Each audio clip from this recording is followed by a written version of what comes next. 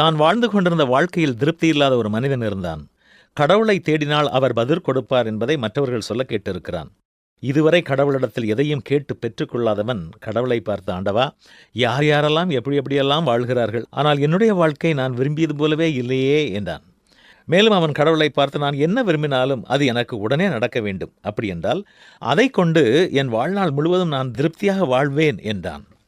அவன் கேட்டபடியே கடவுள் அவனுக்கு அவன் விரும்பும் காரியம் உடனே நடக்கும் என்று வார்த்தை கொடுத்தார்.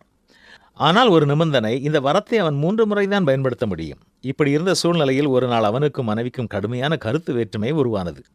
கருத்து வேறுபாடு வாக்குவாதமானது, வாக்குவாதம் சண்டையானது. இந்த நேரத்தில் அவள் இருப்பதை விட இறப்பதே மேலானது என்று தன்னுடைய விருப்பத்தை வெளிப்படுத்தினான். உடனே அவனுடைய மனைவி பிணமாக மாறினாள். ஊர் கூடி அவளுடைய நற்பண்புகளை சொல்லி சொல்லி நெகிழ்ந்தது. ஒவ்வொருவராக ஒன்று ஒன்றாய் சொல்ல சொல்ல சொல்ல அப்போதுதான் உண்மையிலேயே அவளுடைய அருமை அவனுக்கு தெரிய வந்தது. ஐயோ, ஆத்திரத்தில் அறிவிழந்து விட்டேனே என்று வருந்தியவன், மனைவி உயிர் பிழைத்தால் போதும் என்றான். மறுகணம் மனைவி கண் விழித்தாள். இன்னும் ஒரே ஒரு முறைதான் வரம் கேட்க முடியும். எதை கேட்பது என்று அவனுக்கு புரியவில்லை. இந்த முறை தவறாக எதையாவது கேட்டு வாழ்நாளெல்லாம் வேதனைப்படும் காரியங்கள் நடைபெற்றுவிடக் கூடாது என்பதை உணர்ந்து அவன், ஆண்டவா, எந்த வரத்தை கேட்டால் என்னுடைய வாழ்வில் அமைதியும் ஆனந்தமும் கிடைக்குமோ அதை கேட்க விரும்புகிறேன். எதை கேட்பது என்று எனக்கு புரியவில்லை என்றான். அப்பொழுது கடவுள் அவனை பார்த்து, உனக்கு இருப்பதைக் கொண்டு நிறைவாக வாழுகின்ற போதும் என்கிற மனம் வேண்டும் என்று கேள் என்று கூறினார்.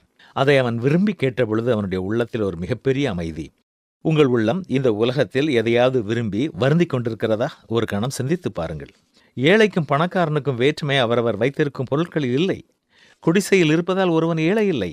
மாளிகையில் வாழுகின்ற காரணத்தால் ஒருவன் பணக்காரனும் இல்லை. நிறைவான மனம் எவருக்கு வாய்க்கிறதோ அவன் எந்த கூரையின் கீழ் வாழ்ந்தாலும் அவன் செல்வந்தன் தான். வாழ்க்கை பணம் சம்பந்தப்பட்டது இல்லை, மனம் சம்பந்தப்பட்டது. போதும் என்கிற மனதுடனே கூடிய தேவ பக்தியை மிகுந்த ஆதாயம் என்றுதான் பரிசுத்த வேதமும் நமக்கு கற்றுத்தருகிறது. என்ன, திருப்தியோடு வாழ்வோமா?